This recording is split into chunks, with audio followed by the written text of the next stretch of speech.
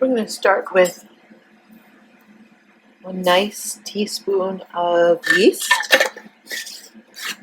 This is not instant yeast, it is regular yeast.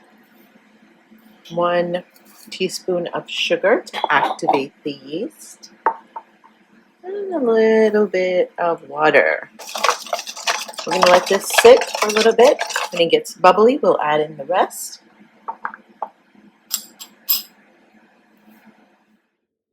So you can see that the yeast is active, which is awesome. So that means we're going to go ahead and add in the rest. I'm going to start with bread flour on this one. Let's see how much we have. That's how much bread we're going to make. So we have 1 scoop of bread flour, 1 cup, a 2nd cup of bread flour, and 3 cups of bread flour. Oh, awesome. It does not require exact measurements very clearly. Now I'm going to add in whole wheat flour. So 1 scoop, 2 scoops, and 3 scoops of whole wheat flour. So half and half is what we're going for here. We're going to add in a little bit of salt.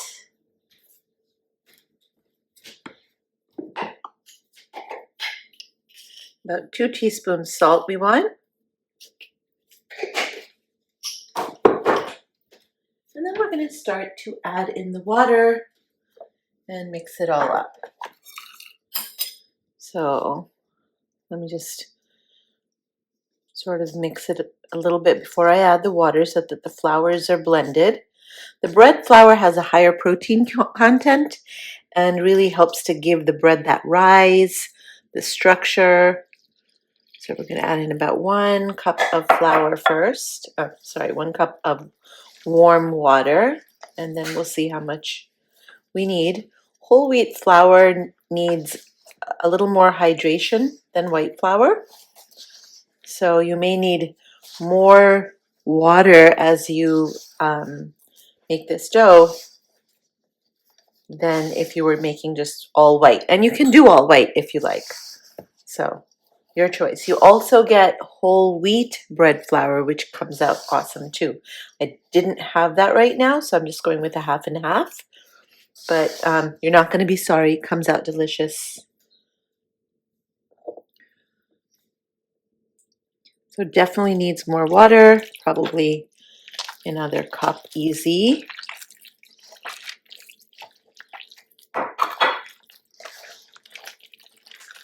And while we're squishing, we're going to add in a little bit of olive oil. So this just keeps the bread really nice and moist.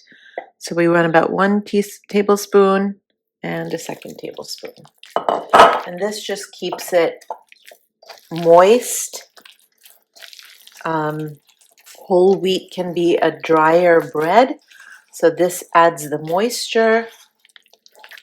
Yeah, perfect.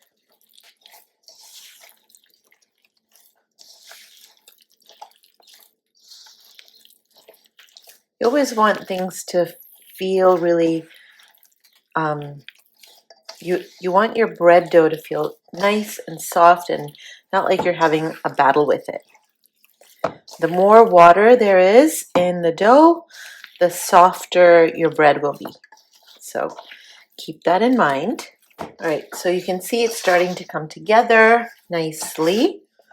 We're going to let it rest. You're getting a little bit of stretch in here. That's good. You want way more, but just keep on kneading until it all comes together.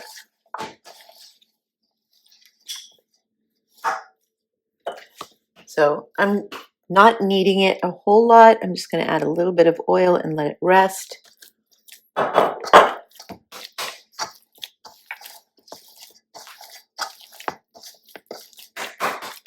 There you go. We'll cover it and let it rest. Okay, just took the plate off and I'm going to smush it down, beat it up a little. And I love the texture. It's beautiful. A little bit stretchy, nice and hydrated. So this is a quick, make the dough in, by lunchtime, and by dinner you'll have a fresh bread. It is not a sourdough cultured bread, but tastes delicious. So I'm just going to go get my tray. Hang on. So I'm going to go ahead and put a little oil at the bottom of the tray. I'm going to smush out my dough.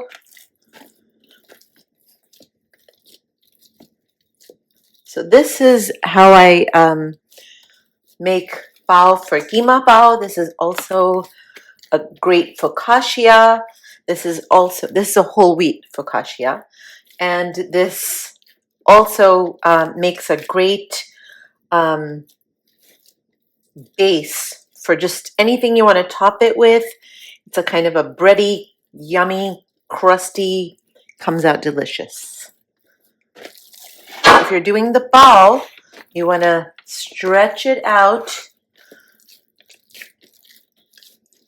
and then let it sit for an hour before you bake it.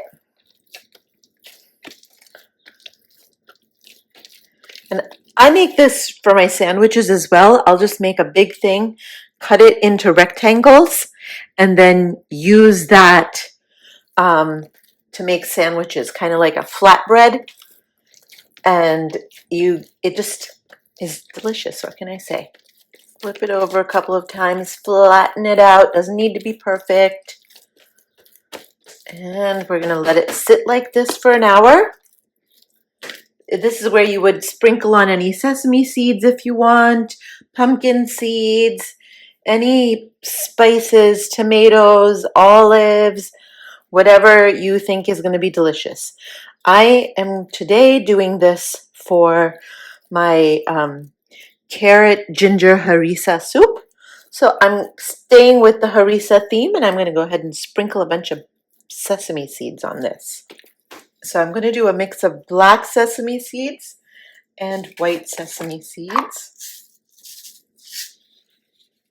just because I can.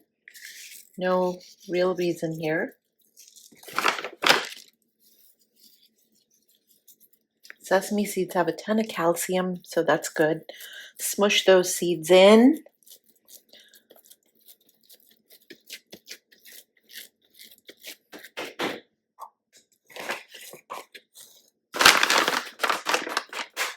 We're going to let this rest for 1 hour.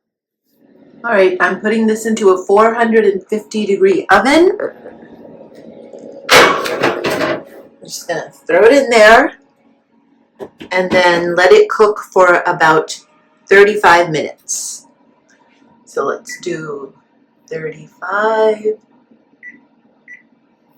and start. Where's the start? There you go. So here we are, the finished bread. Just going to wait for it to cool for 5 minutes and then we'll chunk in.